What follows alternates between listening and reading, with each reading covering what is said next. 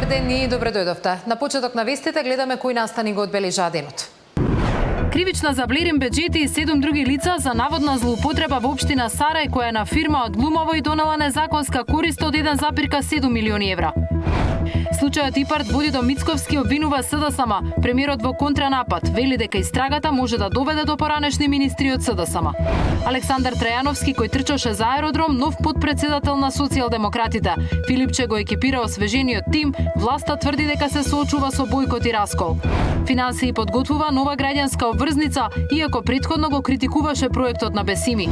81 година од ослободувањето на Скопје. Градот слави со нефункционален јавен превоз, претерана урбанизација, загадување и милионски долгови, но и нова локална власт која ветува промени. Овие вести за случајот кој го отвори финансиската полиција за поранешни функционери во општина Сарај. Останете со нас, почнуваме.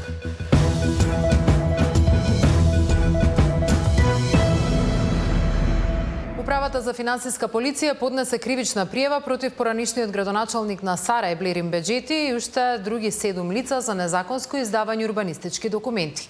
Според истрагата одобриле градба без важечки план, со лажни пресметки и извештај, со што фирма од Глумово се стекнала со незаконска корист од 1,7 милиони евра. Беџети ги отфрла обвиненијата и тврди дека станува збор за политички прогон, додека обвинителството веќе ги проверува наводите на финансиската полиција. Тамара Дичовска известува во живо за овој случај. Тамара, што точно се сомневањата на финансиската полиција?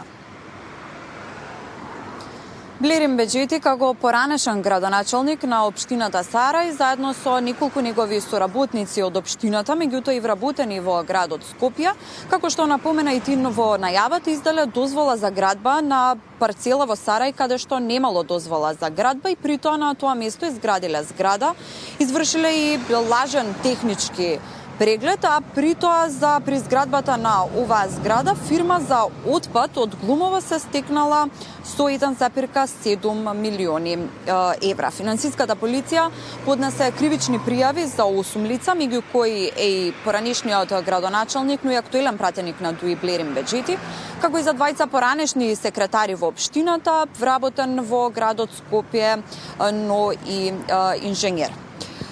Беџети засител вели дека станува збор за политички прогон врз него од страна на премиерот Мицковски, но и од Изет Меджити, со цел да се деградира Беџети и дека сите овие наводи се невистинати и дека тој се правел законски во својот мандат, дури бил градоначалник. Мицковски пак вели дека секој оној што сторил кривично дело без разлика дали е на функција или пак е поранешен функционер, ќе одговара пред законот. Деталите да ги видиме во прилогот.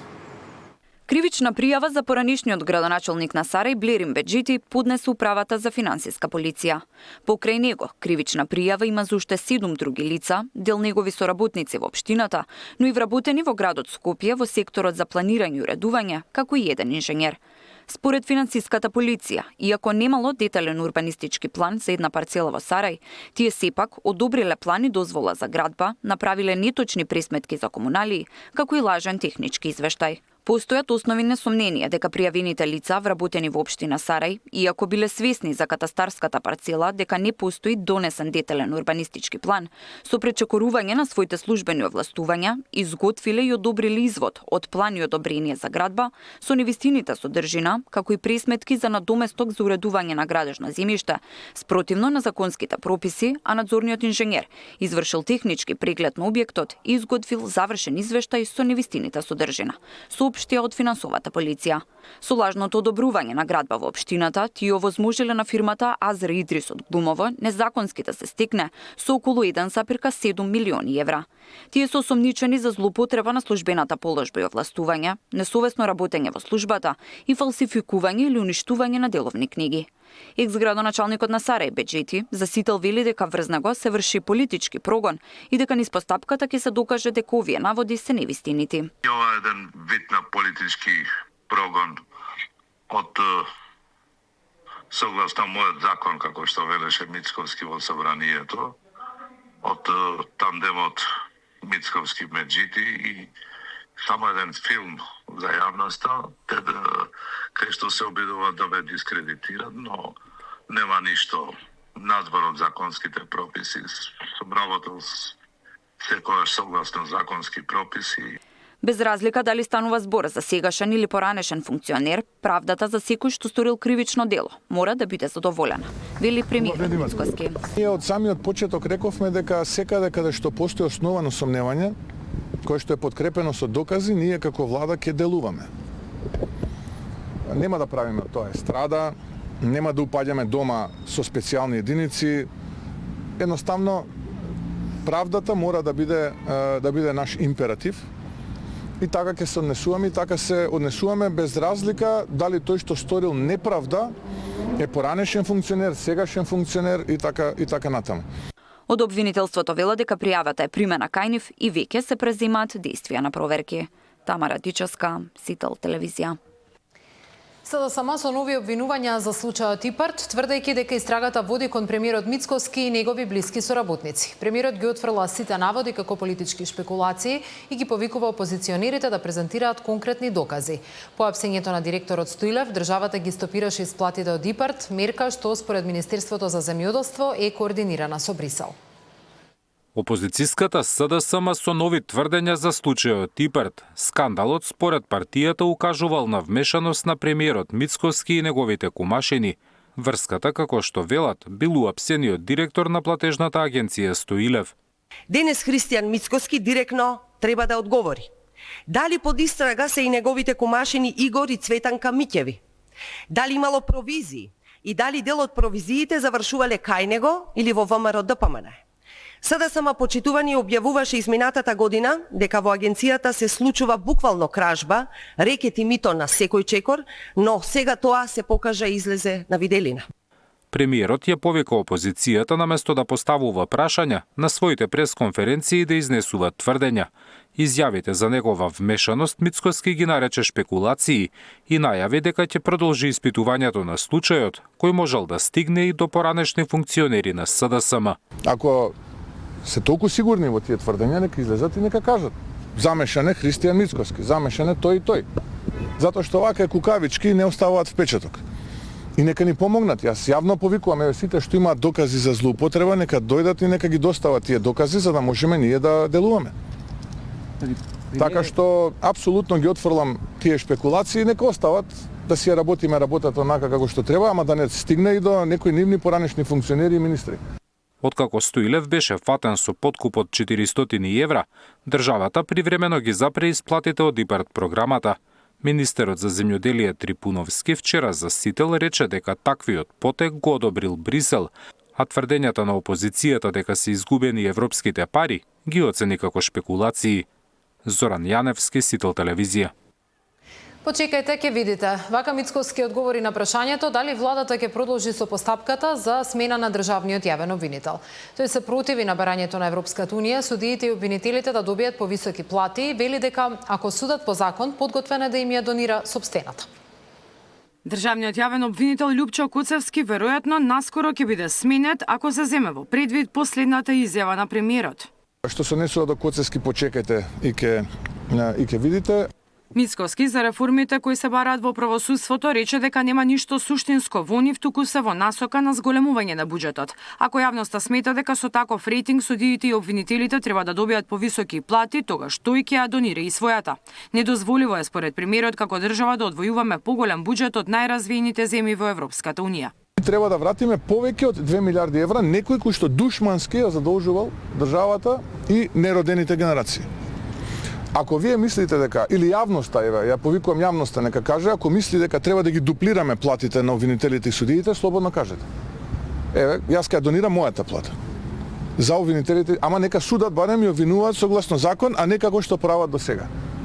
И знам дека ќе излезат сега и ќе ме нападнат и ќе ме обвинат и ќе речат Мицко е ваков, таков, онаков, во ред, се е тоа во ред.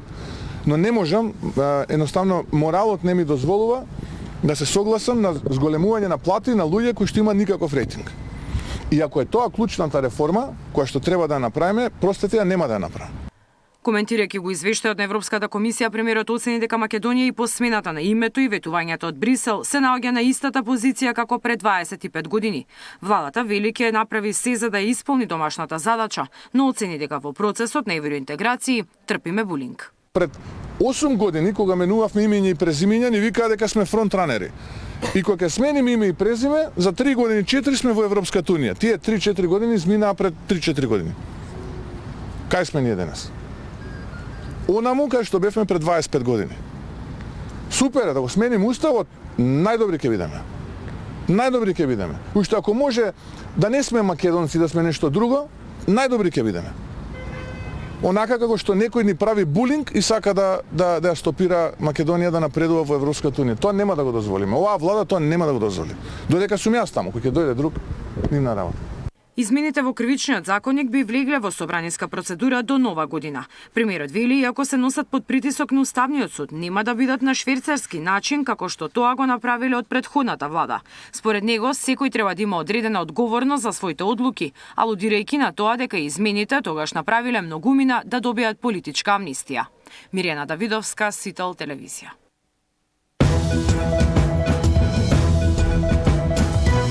Какви реформи во правосудството бара Европската комисија со својот последен извештај? Кадровски или системски, што може да ја смени сликата?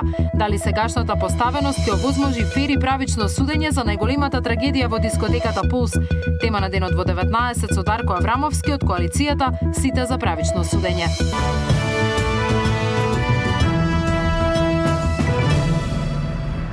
Во тек се интензивни меѓукоалициски консултации по локалните избори, но премиерот Мицковски засега не открива детали од средбата со партнерите од Вреди. Неофицијално се споменуваат повеќе кадровски промени во владата и во албанскиот политички блок, вклучително и ротирање на министри и можни нови вице-премиери. Во меѓувреме, тензии има и околу повторените избори во неколку општини, каде дел од албанските партии бараат задржување на истите кандидати и побрзо распишување на изборите, за да може да учествува и диаспората. Редовни меѓукоалициски консултации. Премиерот Мицковски без детали од синокешната средба со лидерите на Вреди за промените во владиниот кабинет по локалните избори. Редовни коалициски координации. Да бидеме трпеливи, многу скоро ќе се знаат. Добро, кои беа барањата од коалиционите партии? Какви предлози? Видете, ако има што повеќе да споделам, уште на првото прашање ќе дадев одговор. Информациите и од ВМРО ДПМН и од Вреди се дека разговорите продолжуваат и дека намаса е целокупното действување на владините партнери и во владата и на локално ниво. Според неофицијална информација од албанскиот партнер, се споменува дека вице-премиерот Фетај би станал нов министер за евроинтеграции. Вреди би имала еден вице-премиер како замена за Меджити, пратеникот Беким Сали. За во животна средина пак се споменува името на поранешниот владин портпарол Мухамед Ходжа. Иако министерот за политички систем Иван Стојлковиќ стана советник во Куманово, тој многу веројатно ќе остане во владата и ќе се откаже од општинската позиција. Засега се шпекулира дека сменети би биле и министерот за економија и труд од Вреди, Дурмиши, министерот за правда од Знам Филков и министерот за земјоделство од ВМРО ДПМН Трипуновски. Трипуновски рече дека ќе ја почитува одлуката на премиерот каква и да е, додека Дурмиши не знал дека имало разговори за смени. Немам информации дека има такви иницијативи за менување на кадровските ресори или разрешување или менување. Коалициски партнери се и нормално дека треба да се сретнат, да се договарат како ќе ги водиме работите понатаму, но немам информации што се случило вчера и фокусиране сме на работата на министерството. Неофицијално промени се најавуваат и во албанскиот блок во парламентот со преминување во власта, но и проблеми во коалицијата што ја предводи Дуј. Од крилото на Алијанса на албанците на Таравари, денеска побараа на повторените избори во Гостивар, Врапчише, Центар Жупа и Маврово Ростуше да се задржат истите кандидати. Вела дека тоа би било праведно бидејќи евентуалните нови кандидати би немале обврска за цензус како претходните. Сепак познавачите во албанскиот блок велат дека Таравари всушност стравува во Гостивар на повторените избори, дуи дека ќе излезе со свој кандидат, општина во која досега доминираше Алијанса. Бевме во собранието денеска, се подготвиме за овој прес и за тоа. Нема проблем. Не обавезно. Значи во Гостивар, во Врапчиште ќе кандидираме заеднички како коалицијаки. Не одиме како Алијанса за албанците, да се разбере. Од ова крило бараат од собранискиот спикер Гаши да ги распише повторените избори за пред нова година, а не на најавениот датум 11 јануари, бидејќи според нив тоа немало да биде фер кон инселениците што ќе си бидат заминати по новогодишните празници и не ќе може да гласаат. Катерина Нишкова, Сител телевизија. Александар Трајановски е предлогот на лидерот Венко Филипче за нов подпредседател на СДСМ по оставката на Ана Чупевска. Опозицијата ги отфрла тврдењата за раскол, обвинувајќи дека власта шири спинови за да ја дефокусира јавноста од сопствените скандали. По меѓувреме продолжуваат меѓусебните обвинувања за состојбата во економијата. Александар Трајановски ќе биде нов подпредседател на СДСМ. Неговото име Филипче вечерва ќе го предложи на седница на извршниот комитет на партијата како замена за Ана Чупевска, која поднесе оставка помеѓу двата круга од изборите. По преписките помеѓу Фрчковски и Пендаровски, но и по секојдневните обвинувања на ВМРО-ДПМН за раскол во редовите на опозицијата, Филипче вели дека власта шири кафански муабети за да ја дефокусира јавноста од реалните проблеми во државата. Никој не сум одбил некаква функција и нема таков човек кој што некаква понуда одбил. Нема поранешен вероначен. Тоа што излегува на социјалните мрежи, апсолутно го демантирам, нема никакво раслојување. Вистина има единство. Со сите луѓе, овие што ги спомнавте, сите со своето знаење, капацитет, искуство, помагаат во овој процес исто како што тоа го прави и претходно. ВМРО-ДПМН пак и денеска тврди дека никој не сака да биде дел од раководството на СДСМ, а на Филипче грб му вртат и поранешни партиски членови и функционери. Филипче работи исклучиво по насока на Заев, а доказ за сето ова е тоа што негови поранешни блиски соработници не сакаат да се вратат во партијата поради недостигот на лидерство и капацитет да се врати партијата на старите патеки. Лидерот на опозицијата денеска обвини за економско цунами. Странските инвестиции се заменуваат, 30% од вработените во зоните остануваат без работа. Инфлацијата расте, а платите стагнираат. Филипче го критикуваше предложениот буџет за следната година, кој утре влегува во собраниска процедура. Ние сме со најмала минимална и просечна плата во регионот, а платите немаат изгледи да растат. Највисока инфлација во регионот 4,5%. Најнизок проектиран економски раст од страна на Светска банка, од сите земји во регионот, кој патеме целосно изеден од инфлацијата, тогаш е јасно дека ова влада не носи во економски амбис. Среќа што Филипче и СДС беа 7 години на власт и ги донесоа ветините Facebook, Google и стазата за Формула 1, па имавме економија на која не завидува и скандинавските држави реагираат од ВМРО-ДПМН. На Филипче му посакуваме пред, ако навистина и мисли добро на партијата и државата, да се даде оставка и да одговара за се она што го има направено во минатото, зашто е и заштитен од полените на неговиот ментор Заев во судството. Економските политики на владата предводена од ВМРО-ДПМН, како и буџетот кој што го предвидуваме за 2026 година, апсолутно има предвидено средства за повисоки пензии, плати, социјално ранливи категории, капитални инвестиции и проекти, стои во реакцијата на ВМРО-ДПМН. Диспина Тодоровска, Сител телевизија. Министерот за економија смета дека нема економска основа за минимална плата од 500 евра и дека таквото зголемување би создало притисок врз фирмите и врз инфлацијата. Затоа владата ќе остане само на редовното законско согласување во март без ад-хок интервенции. Во меѓувреме растат цените на дел од основните производи, а економско-социјалниот совет допрва треба да ја утврди новата потрошувачка кошница. Нема причина за минимална плата од 500 евра како што бараат синдикатите, оцени министерот за економија. Таквото зголемување според Дурмиш ќе направи само притисок врз фирмите и ќе мора да отпуштаат работници. Дополнително вели ќе се подгрее инфлацијата. Затоа и до година ќе се оди само со законското усогласување. Во моментот не гледаме економска оправданост за интервентно зголемување на минималната плата пред редовното усогласување што е законски предвидено во март.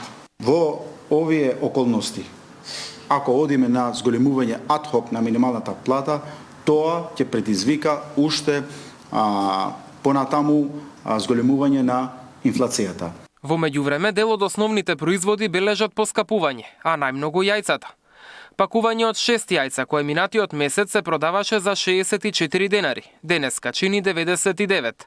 10 јајца пак се продаваат за 180 денари, што значи едно јајце е 18 денари. Маслото за јадење поскапе уште кога почна сезоната на зимници и веќе се приближува кон 100. Дурмиши за сега не планира да воведе мерки. Вели годишната инфлација за октомври е висока, затоа што лани ова време имавме есенска кошница и затоа ќе ја чека статистиката за ноември. Сега за сега не гледам причина зашто да донесеме одлука за замрзување или ограничување на бруто профитната маржа на трговија на големо или трговија на мало. Ги анализираме цените, го анализираме пазарот, секојдневно ќе видиме, ако има потреба, ќе донесеме одлука. Кон крајот на овој или почетокот на следниот месец треба да се одржи и седница на економско-социјалниот совет. Се очекува усвојување на потрошувачката кошница што ќе ја пресметува државата. Последен пат синдикатите, работодавачите и владата се видоа во јули. Мартин Арсов, Сител телевизија.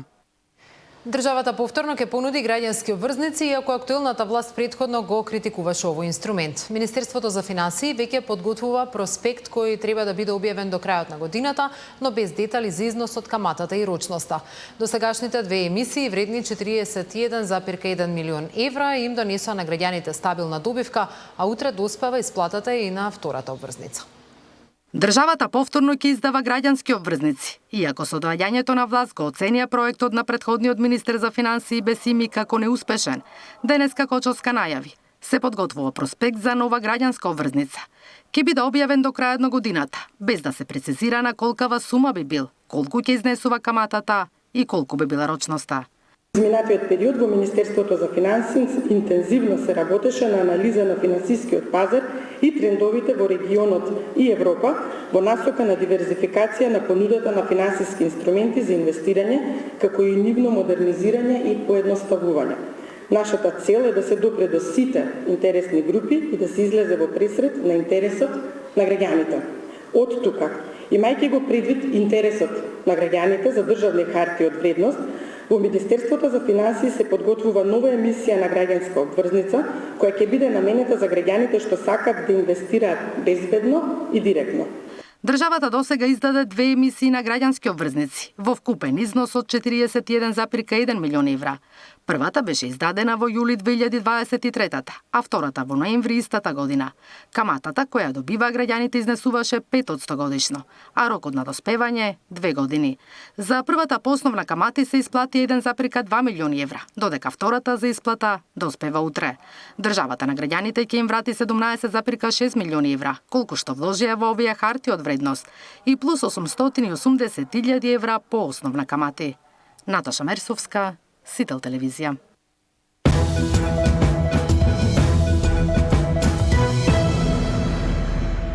Денеска се одбележуваат 81 година од ослободувањето на Скопје. Градот слави со нефункционален јавен превоз, претерана урбанизација, загадување и милионски долгови, но и нова локална власт која ветува промени.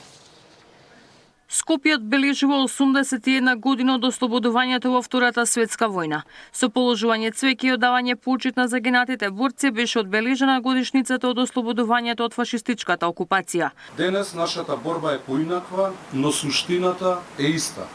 Се бориме против запоставеноста, против нечистотијата, против заборавот, против рамнодушноста што го гуши духот на нашиот град.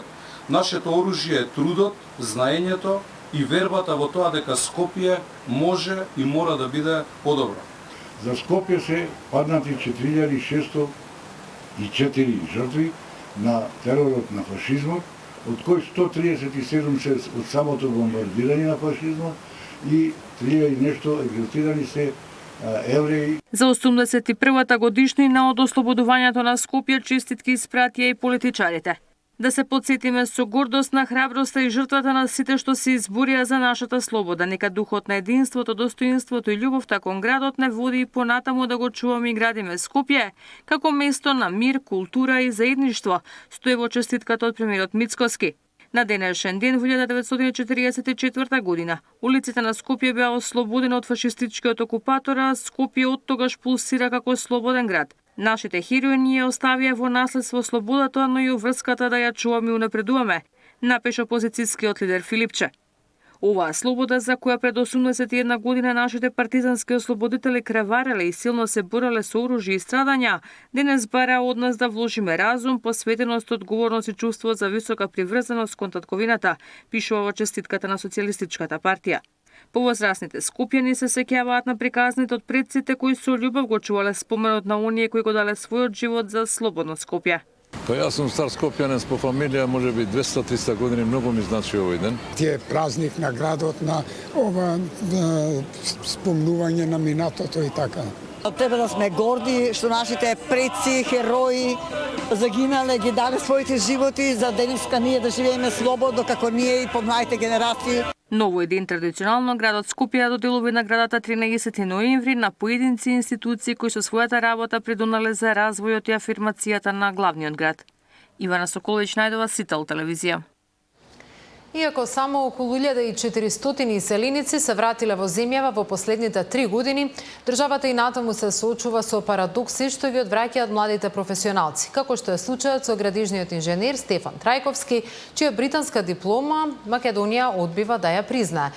Тој има магистерски интегрирани студии со 240 кредити од престижен универзитет во Англија, но поради неспоивоста со домашната рамка не може да добие овластување и да работи во македонски компании. Додека Белгија и други европски земји ја признаваат неговата квалификација, Стефан размислува дали да остане во земја што не му го признава образованието. Во последните 3 години, според државната статистика, во Македонија се вратиле 1405 македонски граѓани кои живееле во странство. Во исто време, од државата си отишле речиси 4 пати повеќе луѓе отколку што се вратиле.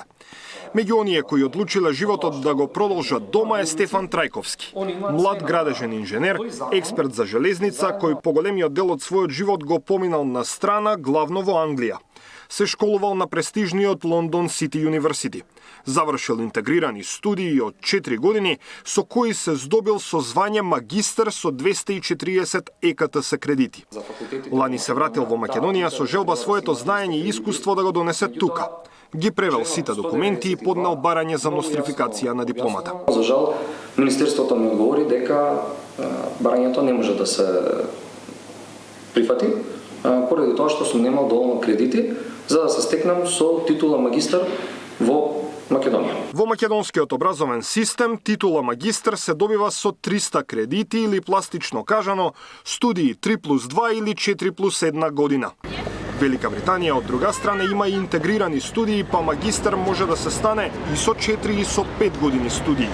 Токму тоа се аргументите на Министерството за образование и наука за непризнавањето на дипломата.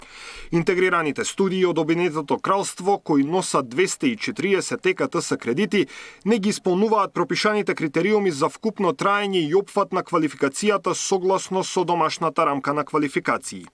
Поради тоа, при конкретната постапка на признавање, Министерството утврдило дека доставената диплома не може да се изедначи со квалификација од втор циклус во Република Северна Македонија, односно дека се работи за квалификација која не ги исполнува условите за магистерски степен во националната рамка поради недоволен број на ЕКТС кредити, велат од МОН.